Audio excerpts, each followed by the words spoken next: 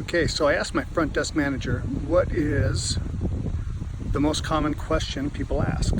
There wasn't one, but the first thing that she said was, people want to know whether or not getting adjusted hurts. And I'm here to tell you that no, it does not hurt. It is a reduction in whatever it is that is ailing you, whatever it is that's going on.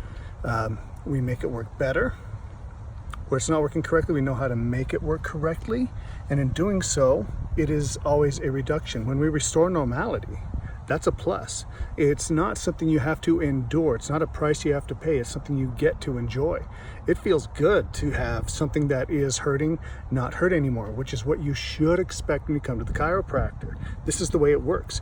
You come in, we reduce the problem, hopefully fix it and normalize it, and you leave feeling better. It's that simple.